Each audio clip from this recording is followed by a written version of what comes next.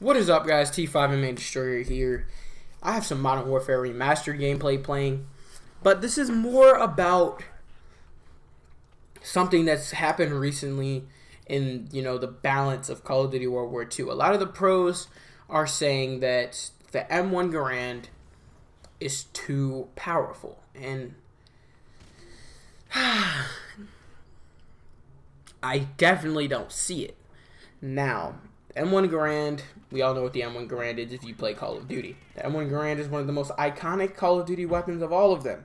They got the famous ding reload, okay? 8 rounds, high recoil, super reliable, 2-shot kill, high damage. Notice I said high recoil. It's only got 8 bullets in the chamber.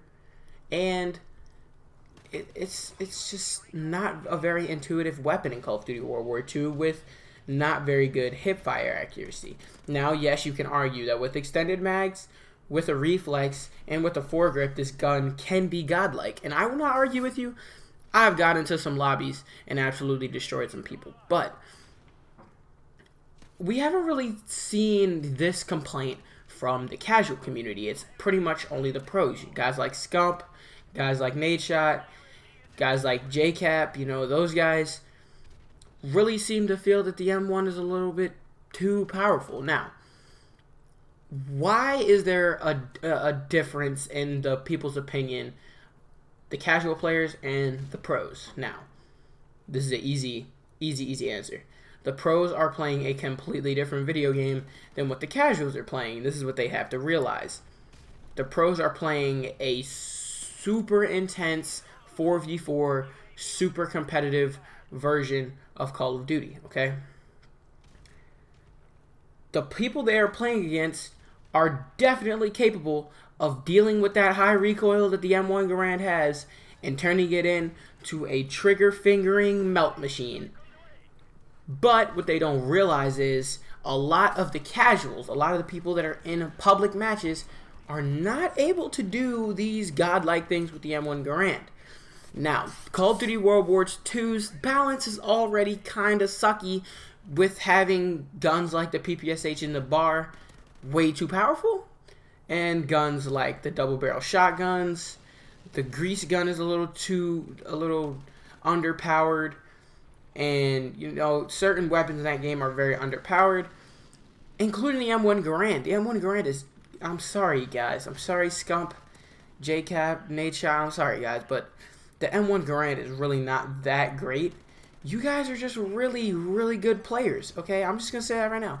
You guys are definitely better than me.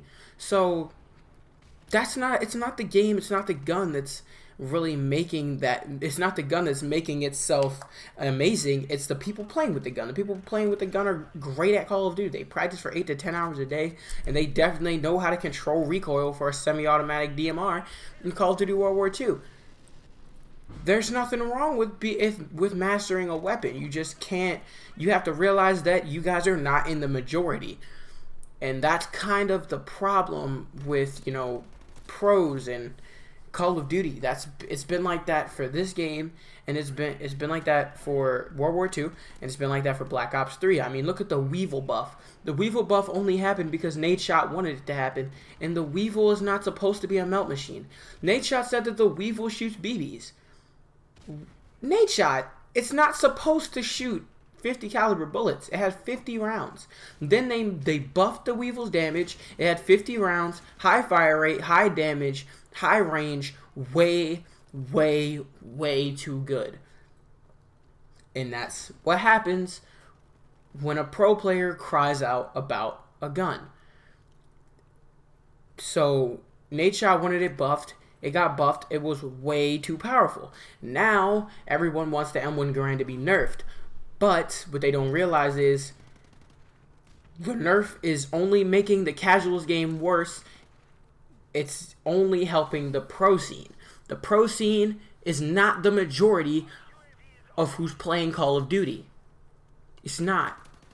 You guys are not going to come first.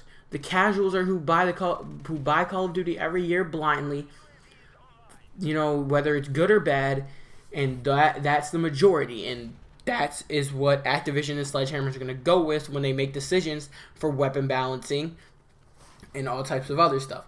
They're going to go with the majority rule. And the majority rule is the casuals. And the casuals do not feel that the M1 Garand is too powerful, so the M1 Garand should not be nerfed. That's pretty much it. You know, the pros just got to realize who their superiors are. The casuals. It's kind of ironic how you would think people that are better at the game would get a lot more catered to, but they don't. Because one thing Sledgehammer is not stupid about is how they make decisions. And they're going to make decisions regarding the casuals, not the pros. So that's it for today, guys. Don't have any World War II gameplay. Didn't want to get it. I feel like this game is a lot more fun, Modern Warfare Remastered. And I'll make a separate video about that. But peace out. That's really all I had to say. M1 Garand is fine, guys. Chill out.